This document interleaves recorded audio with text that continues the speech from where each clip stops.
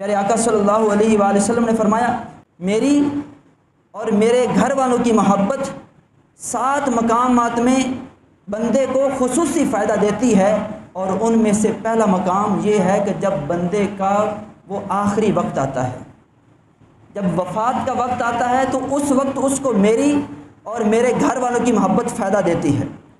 دوسرا مقام حضور نے فرمایا جب اس بندے کو قبر میں رکھ دیا جاتا ہے تو قبر میں یہ اکیلا ہوتا ہے، قبر کی وحشت سے یہ گھبرا رہا ہوتا ہے، قبر کے اندر بھی اس کو میری اور میری آل کی محبت فائدہ دے گی۔ تیسرے مقام پر فرمایا کہ جب بروز قیامت میدان محشر قائم ہوگا، لوگ قبروں سے نکالے جائیں گے، اٹھائے جائیں گے،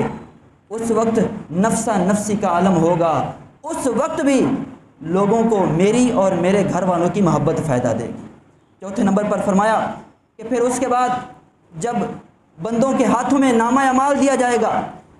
خوش نصیب ہوں گے کہ جن کے سیدھے ہاتھ میں ان کا نامہ اعمال دیا گیا،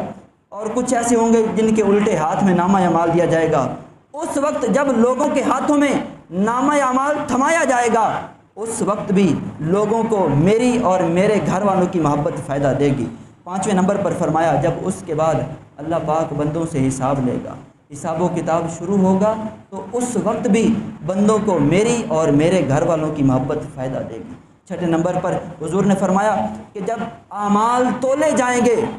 نیکیاں نیکی والے پلڑے میں اور گناہ گناہ والے پلڑے میں رکھے جائیں گے، اس وقت بندے کو ایک چھوٹی سے چھوٹی نیکی کی بھی ضرورت ہوگی، اس وقت